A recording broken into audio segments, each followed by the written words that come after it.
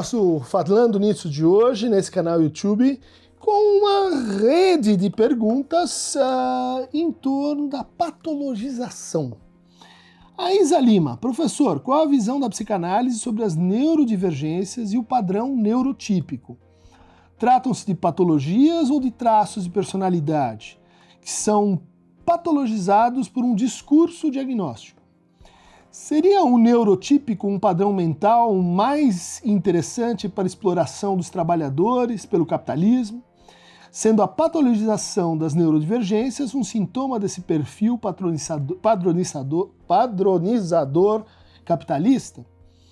Eduardo Luande Teixeira de Souza: já há muito sigo o senhor, admiro esses conhecimentos da psicanálise, mas dentro de suas considerações tenho a tendência a concordar com as objeções contra a patologização da política e a politização das doenças mentais. Fico extremamente desconfortável com um dilema.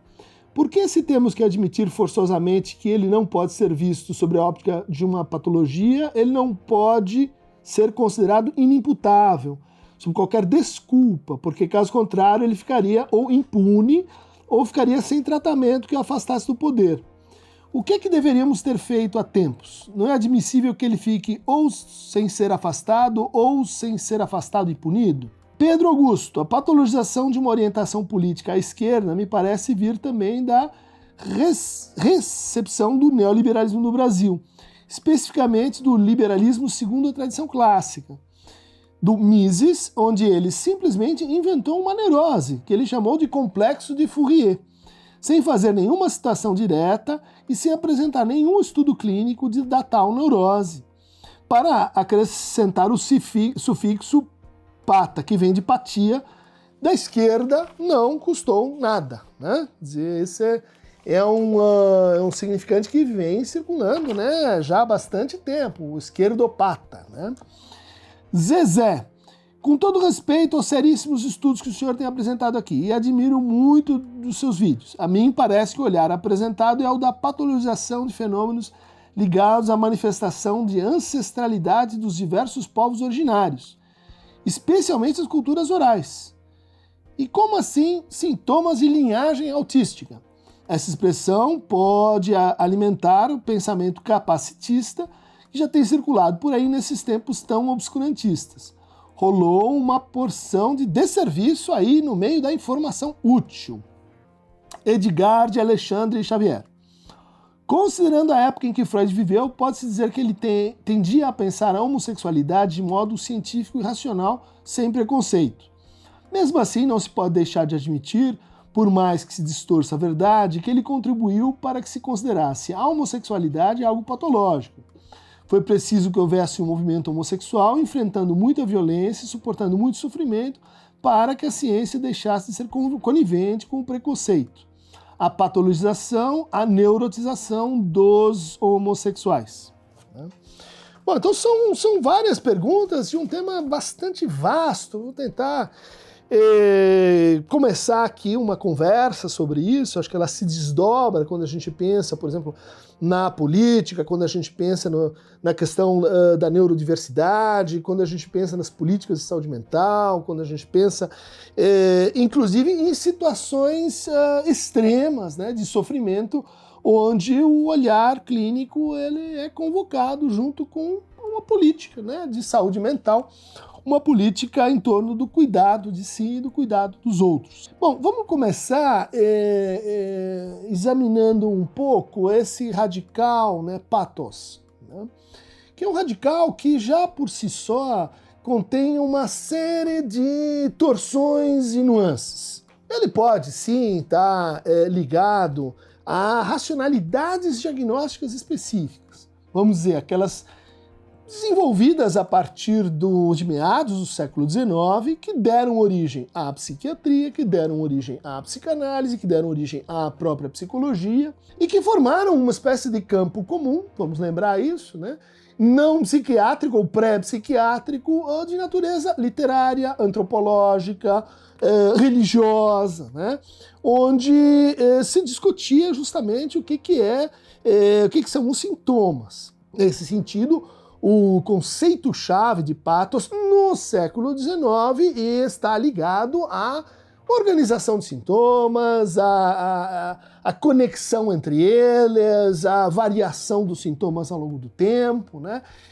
Que formam então quadros mais ou menos estáveis, descritos por tradições concorrentes, nem sempre consensuais, e que disputavam léxicos e vocabulários entre si, até a grande normalização do discurso diagnóstico, ocorrida por volta aí dos anos 60, com a disseminação do Manual Estatístico Diagnóstico de Transtornos Mentais, produzido pela Associação Psiquiátrica Americana e num acordo com poucas divergências em relação ao CID, né, Classificação Mundial de Doenças, produzido pela Organização Mundial de Saúde. Bom, mas pensar, né, que a patologização ela tem necessária e exclusivamente que ver com isso, é se esquecer de que Patos é muito anterior ao século XIX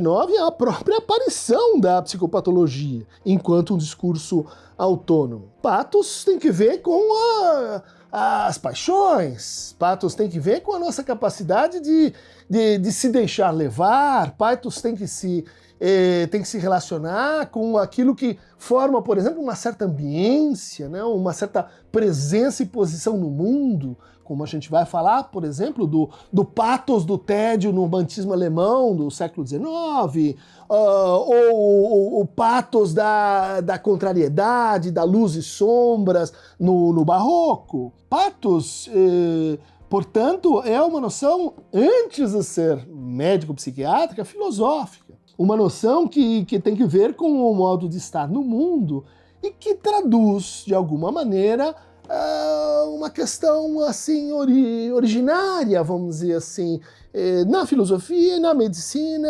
e também na psicanálise. E que diz respeito a essa colocação lá do Hipócrates, né, o pai da medicina. Ele dizia assim, olha, a medicina é essa arte de curar o que pode ser curado, de mitigar o sofrimento que pode ser mitigado e, principalmente, não tentar curar o que não pode ser curado. Então, pathos envolve o incurável.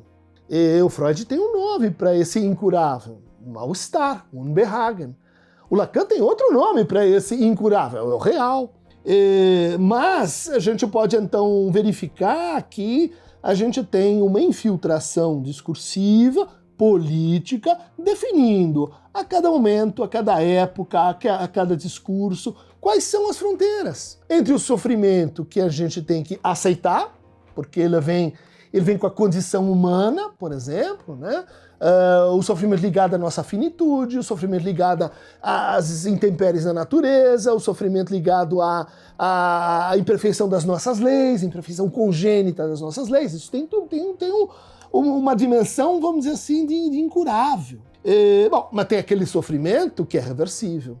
Tem aquele sofrimento que depende da nossa ação, que depende do nosso laço com o outro, que depende das contingências, dos bons e maus encontros, como diria o Spinoza. E há aquilo que pode ser curado, né? O que propriamente constitui, em psicanálise, um sintoma, uma inibição, uma formação de angústia, inclusive uma formação de caráter. Então, tradicionalmente, há essa divisão aqui, que foi lembrada por uma pergunta, né, que já traduz em que dimensão do pathos que nós nos encontramos, né?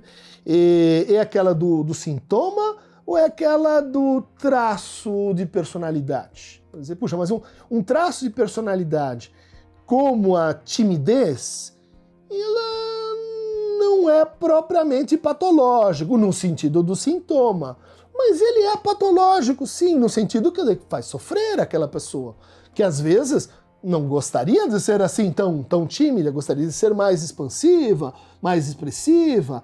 Bom, isso indica o quê? Que a relação com o pathos, ela não deve excluir como o sujeito se posiciona, né? Como ele se relaciona em relação ao seu sofrimento. E aí começam determinados problemas, porque ele pode se relacionar naturalizando formas de sofrimento que ele poderia enfrentar e mudar, sim. Ele pode dizer, não, isso aqui é natural.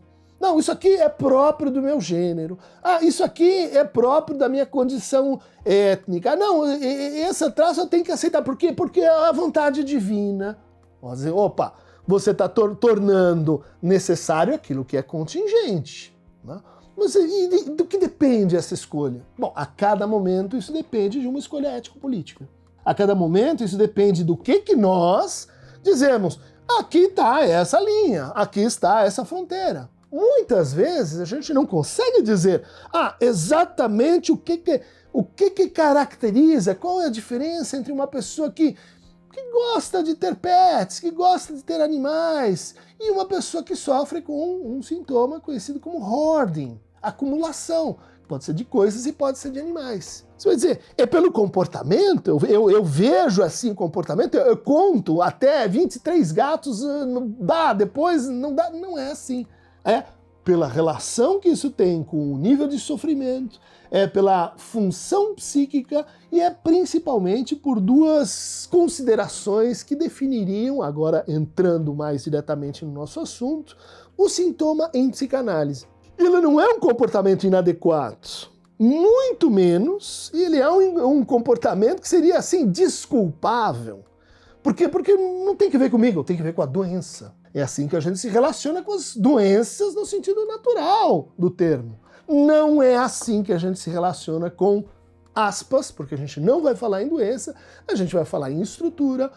Para a psiquiatria a gente vai falar em disorder, né? Olha lá, já é um termo que não combina com o resto do campo da medicina, que fala em doença. Não, aqui nós falamos, quando estamos na psiquiatria, em transtornos, que é um conceito assim meio vacilante, né? Um conceito aparentado, a ideia de síndrome. São muitos sinais, mas a gente não sabe exatamente quantos e quando é que esses sinais formam uma grande categoria. Não é exatamente nosológica, mas é psicopatológica. Vamos então já esclarecendo. A psicanálise não comporta uma nosologia, uma teoria do nós, né? Quer dizer, do adoecimento, no sentido daquilo que é um ciclo natural que se impõe necessariamente para aquele sujeito. Por isso a psicanálise está mais ligada à tradição da psicopatologia, né? Nessa extensão variável. É que, por exemplo, no século XVI, a gente vai encontrar lá toda uma discussão entre os pintores holandeses, né, sobre o amor apaixonado, aquela fixação que você tem por alguém, aquele estado de regressão psíquica, aquele estado de emburrecimento, aquele estado de passividade e alienação. Tudo isso que acontece quando a gente vivamente se apaixona, você pode dizer assim, isso é uma doença? Não é bem uma doença. Mas isso é uma alteração que remete a essas duas condições, eu vou ser aproximativo aqui, que definem o que é o sintomático para a psicanálise, né? E aí já em diferença com outras abordagens psicodiagnósticas que vão olhar mais para o comportamento ou para a experiência de produção do fenômeno, né? De compreensão do fenômeno. Temos então duas famílias de sintomas. Aqueles sintomas que estão ligados ao que o Freud chamou de Zwang. Ou seja, Zwang é coerção mental, ou seja, é algo que é obrigatório, algo que impõe, portanto, uma perda de liberdade. Não, mas eu gosto de pôr a caneta assim. Tá bom, então já que você gosta de pôr assim, põe ela, sabe? Não dá, tem que ser assim. E mais, tem que ser assim para mim e às vezes tem que ser assim para o outro. Porque é o meu jeito, é como eu penso. Ou seja, não é porque esse gesto está mais adequado ou menos adequado, mais conforme ou menos conforme. É porque isso tem uma carga de necessidade psíquica, de obrigação psíquica. É assim que os sintomas se apresentam para as pessoas. Inclusive, transcendendo a sua própria assim, racionalização e vontade, livre vontade. Por exemplo, aquela pessoa que sofre com pânico, sofre com medos específicos. Ela diz, eu sei que uma barata não vai me pegar, não vai me fazer mal, mas eu sinto mesmo assim.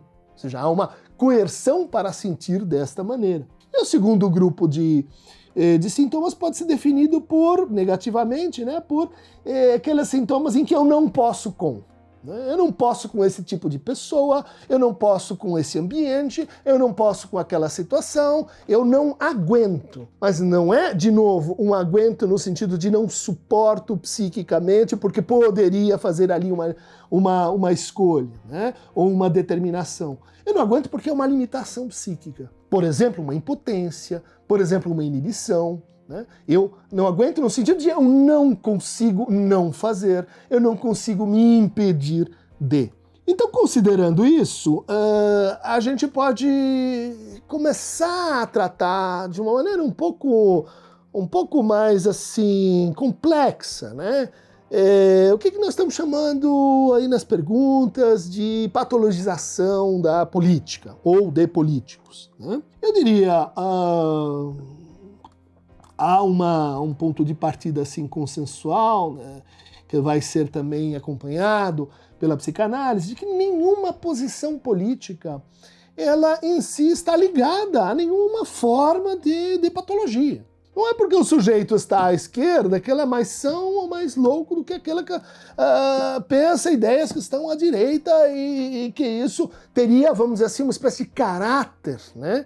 Como, aliás, alguns psicanalistas durante o período militar no Brasil, talvez seja isso que essa pergunta está aludindo, né, acabaram fazendo.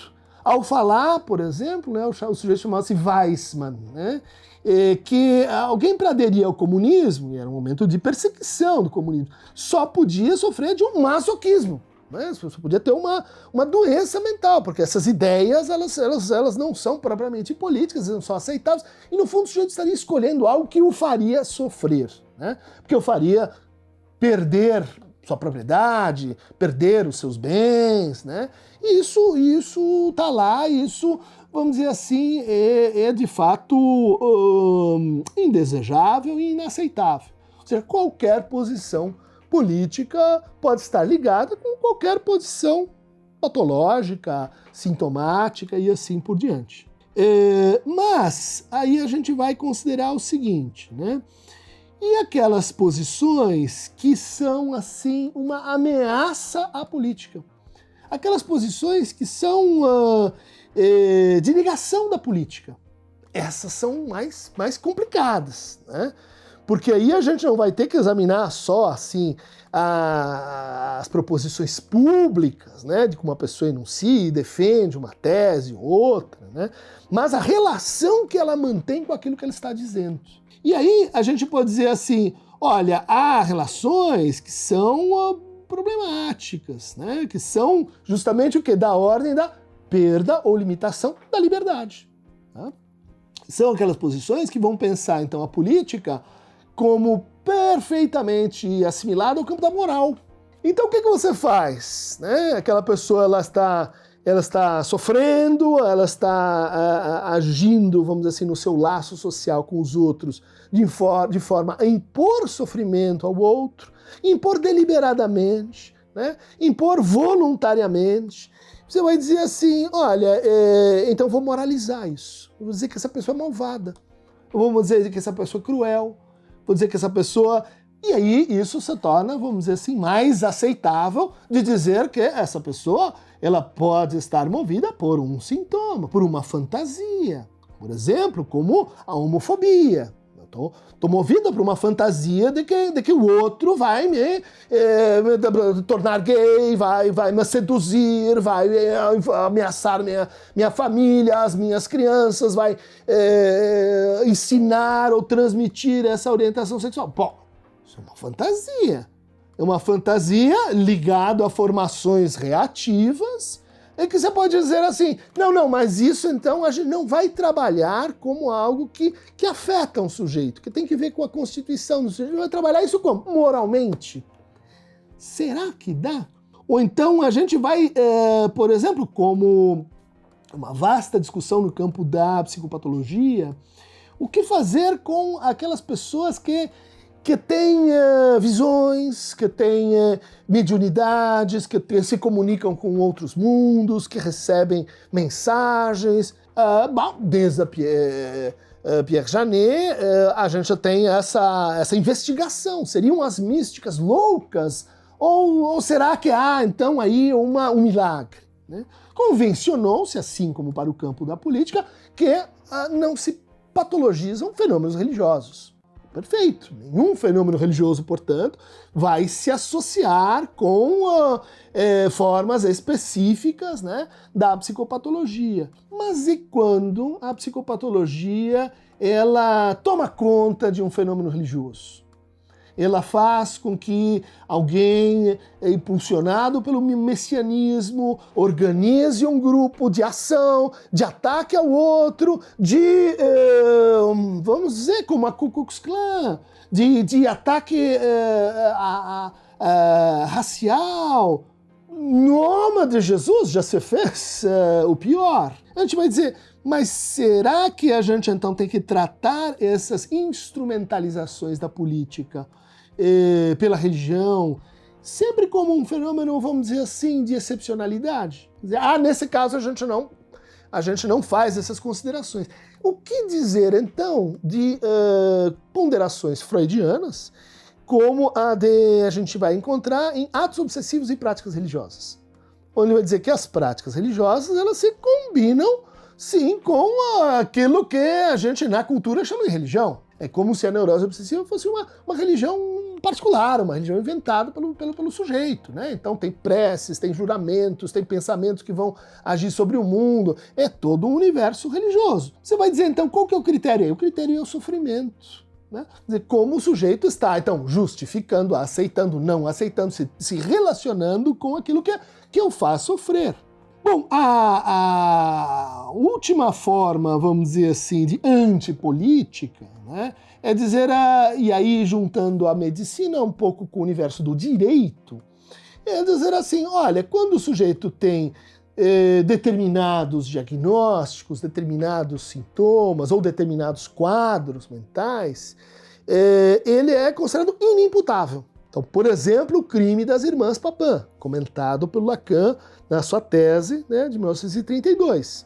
Duas governantas trabalham numa casa de uma senhora muito austera, da burguesia francesa, e uma delas tem ideias delirantes, a outra acredita, confia muito nessa irmã.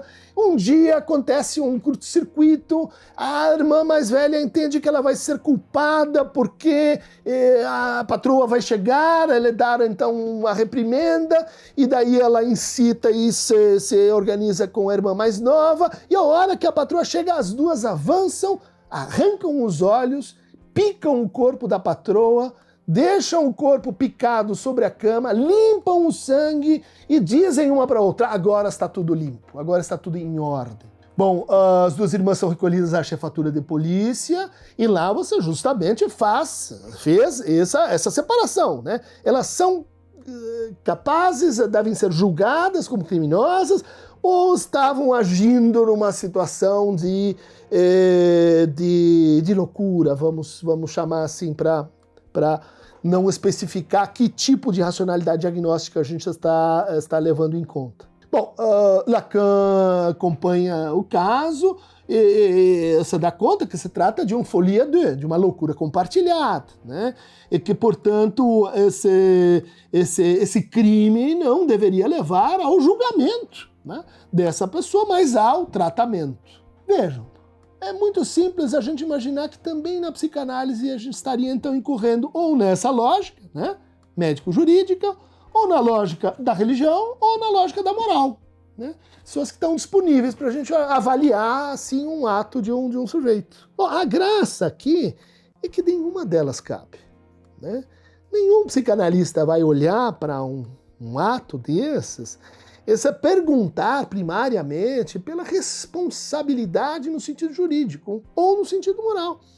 Vai se perguntar pela implicação do sujeito. Ele não vai se perguntar se aquela pessoa tem culpa ou não tem culpa. Isso outros discursos estão encarregados. Isso outros discursos vão fazer isso. Nós vamos nos perguntar por que modo de relação, que jeito que aquele sujeito estava naquilo que ele fez. Coercitivo? Não posso com isso? obrigatório, né? Que grau de liberdade estava ali envolvido naquele ato?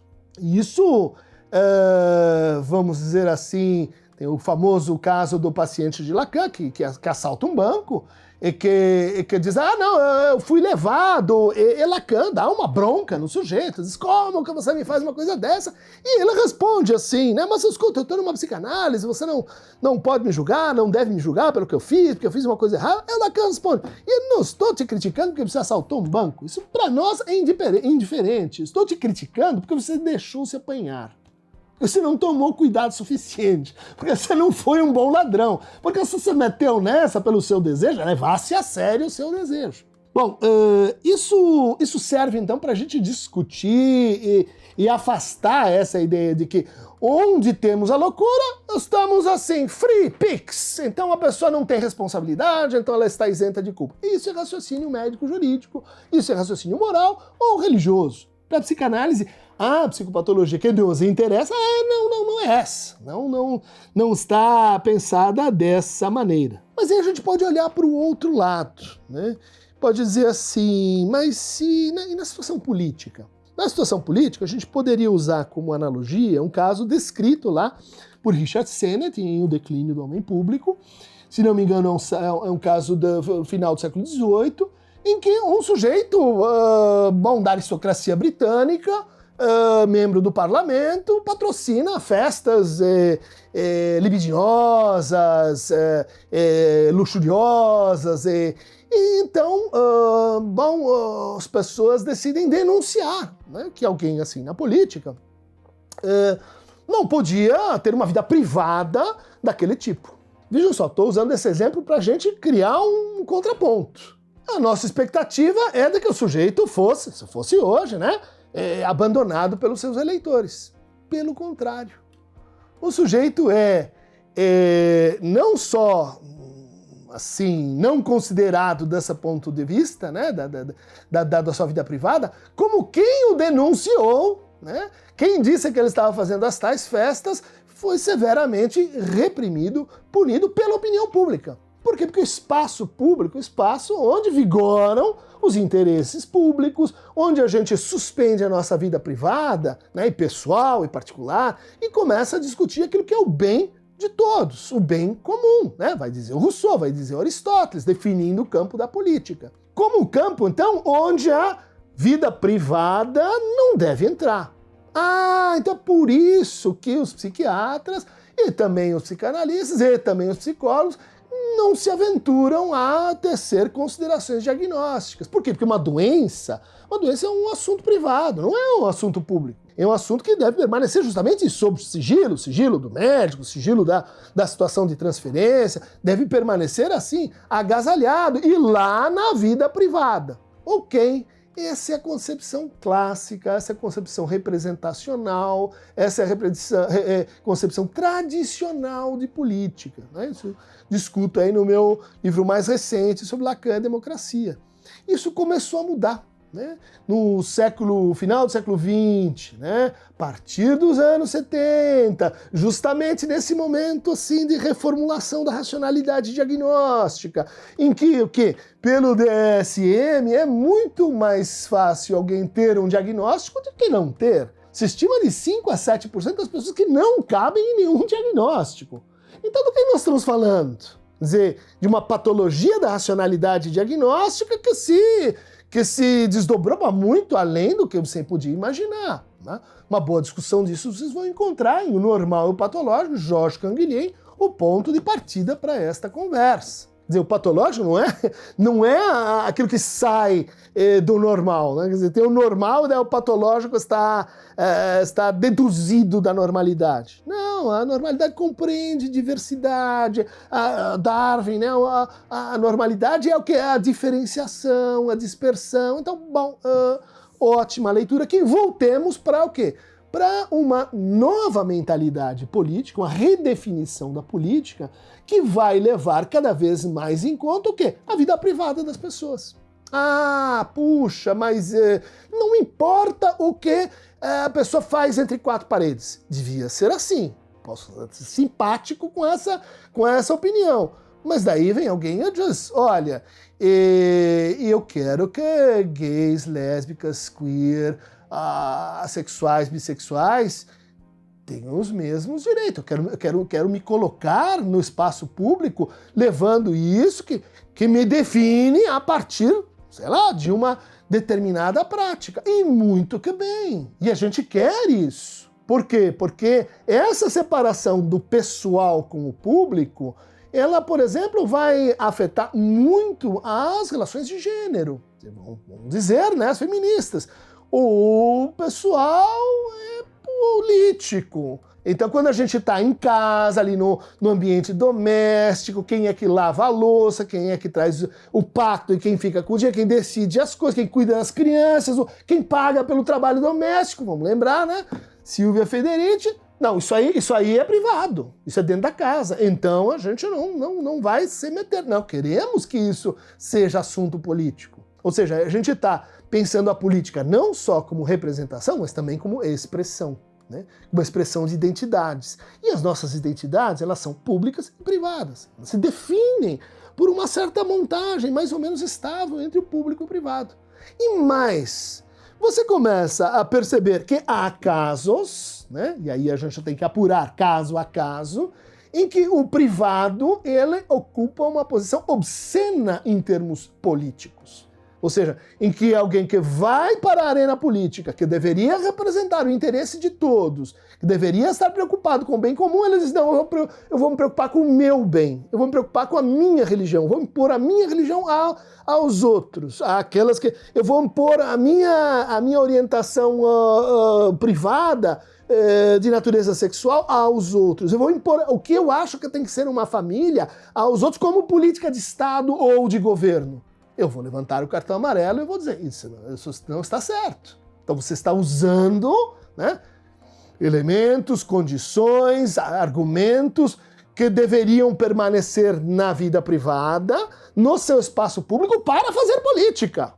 Então a gente vai ter que mudar o combinado. Então, aí... por que você está expondo as coisas dessa forma? E daí é caso a caso, como cada político se define em relação a essa franja. Por que você está fazendo isso? Que a gente vai dizer, mas então eu vou fazer considerações sobre sua vida privada, né? Porque você já está usando ela no universo público. Porque você abriu a porta que autoriza os outros a fazerem isso. E esse argumento... ele não precisa ser psicanalítico, ele pode ser assim usado também por um psicólogo, por um psicoterapeuta, né? Ele vai, por exemplo, ser muito importante na discussão de 1973, né? Em que vários movimentos se reúnem e dizem, olha, escuta, não há nenhum argumento científico para que a gente diga que a homossexualidade é uma perversão, né? De onde veio isso?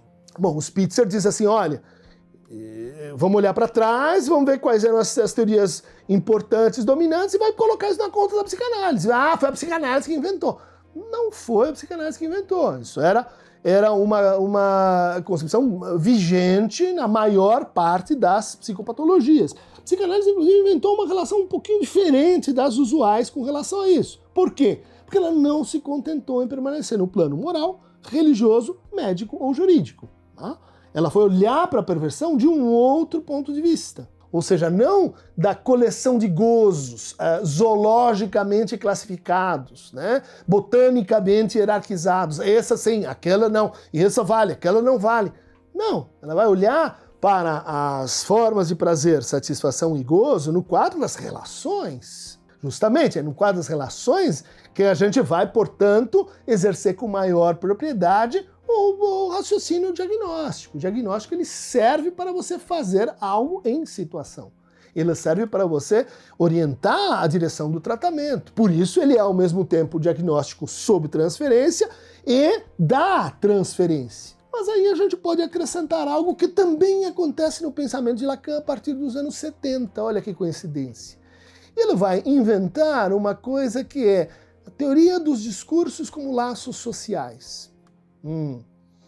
Laços sociais que podem ser de 4 tipos, e definidos pela sua relação com o mal-estar, definidos pela sua relação com o gozo, né? Definidos pela sua relação de exclusão e aparelhamento do real. Quais são, então, esses 4 laços? Bom, o discurso analítico, o discurso universitário, o discurso do mestre e o discurso histérico. Mas histeria não é uma condição patológica? Como é que ele está dizendo que no nosso laço social, assim, a gente então tem um discurso histérico? Ele está dizendo isso. Quer dizer, isso é uma patologização do discurso social ou é um reentendimento do discurso social a partir do quê? De modalidades desejantes. A histeria não é uma doença, é uma forma de desejo, uma maneira de colocar o desejo, de conduzi-lo, de sustentá-lo, de se interessar assim pela nascência do sujeito, na sua relação com o desejo, de se interessar pela insatisfação do desejo, enquanto, por exemplo, um obsessivo vai se interessar por como um desejo é impossível, de como ele pode ser cultivado na sua impossibilidade, como pode ser mais desejante ainda porque é impossível. Um fóbico que vai se interessar por um desejo, né, e se colocar a partir de um desejo prevenido, né, antecipado, né, capaz de se guarnecer contra as suas condições futuras. Então o que a gente tem aqui? Uma novidade, que é assim, existe uma diagnóstica sobre transferência, mas existe uma, vamos chamar assim, paradiagnóstica, metadiagnóstica dos discursos. Não é isso que o Lacan disse desde lá do seminário 1? Psicanálise é um tipo de análise de discurso. Não é um tipo de moralidade dos sujeitos, né? Quer dizer, quem resiste num tratamento é o analista. Mas por quê? Porque não é o eu do analista que resiste, é a sua posição estrutural no discurso em relação à fala, a associação livre e a suspensão da associação livre no paciente. Então, o analista que resiste, mas por quê? Porque você está fazendo uma apreensão da situação em termos de discurso. Então, a gente pode dizer assim, quando a gente olha para certos movimentos políticos, certas inflexões políticas, né? E que agora eu vou dizer assim, e que se articulam cada vez mais em relação a modalidades de sofrimentos. Por exemplo, aqui várias perguntas sobre o autismo, sobre, sintomas ligados à linhagem autística, né? Bom, lá no DSM-5 a gente já tem esse quadro, né? Transtornos do espectro autístico. É um quadro definido por um certo número de sintomas. Você vai dizer, mas o autismo pode ser pensado de uma outra maneira também, como uma neurodiversidade. Não é que alguém que está assim, exatamente sofrendo com aquilo, está sofrendo com a impossibilidade de poder ser reconhecido no espaço social, pelo outro, no mundo, onde a sua diferença não pode ter existência. Bom, a gente pode dizer, esse é um argumento que não é exatamente da psicanálise, mas é próximo. Mas, junto com ele, vem o seguinte, então eu posso fazer política da minha, e a partir da minha, neurodiversidade. Pode. Né? Assim como a partir dos anos 60, 70, surprise, surprise, a gente vai ter os movimentos de luta antimanicomial. Né? Que são movimentos que falam do que? Assim, de que nós queremos, né?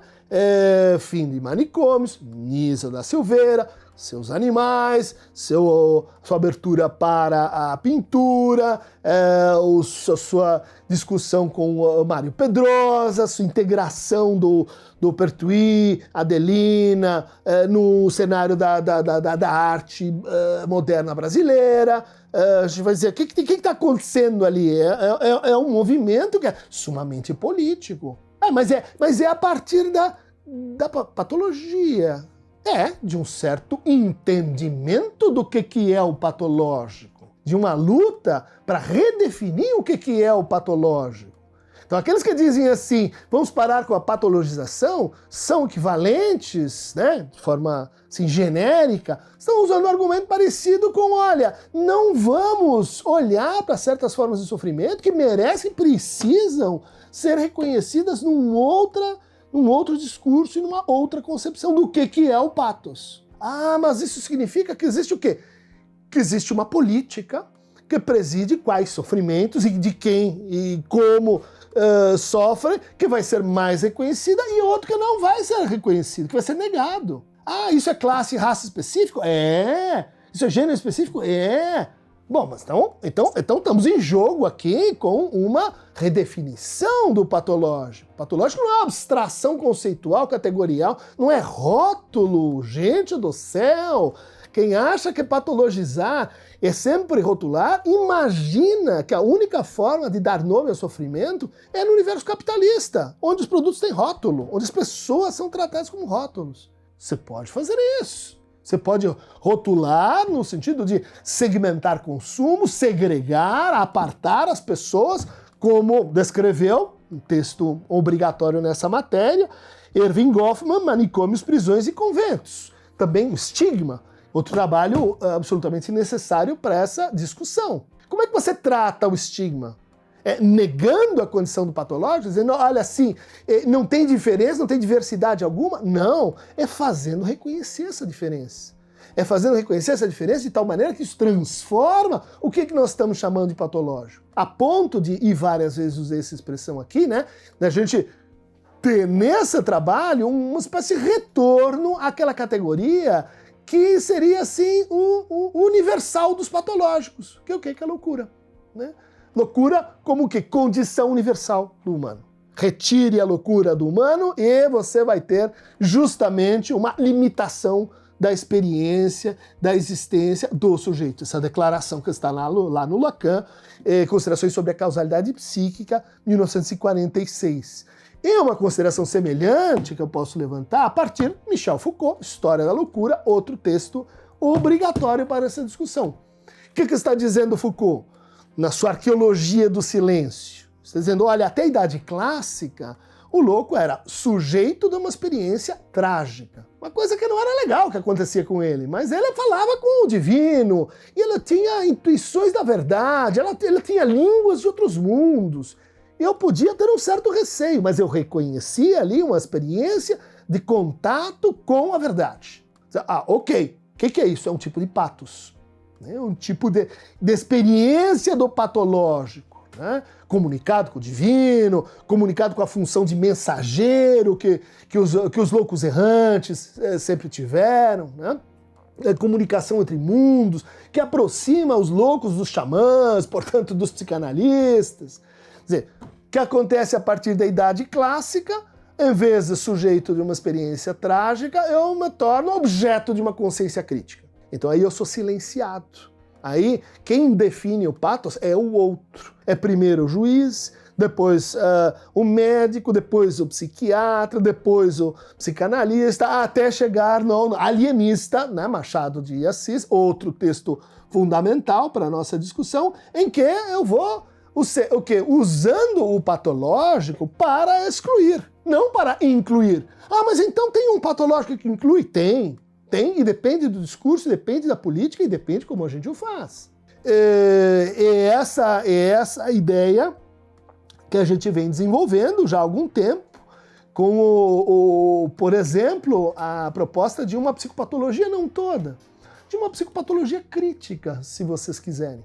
Ah, não, é impossível uma psicopatologia crítica. Por quê? Bom, e daí vamos lembrar a medicina, a psiquiatria, a conjunção moral e religiosa.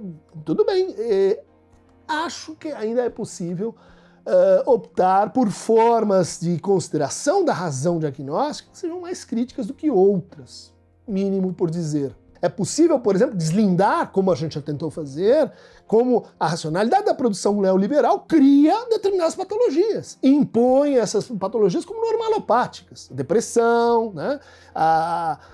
O borderline, então, vejam lá o nosso livro, né? O Neoliberalismo com Gestão do Sofrimento.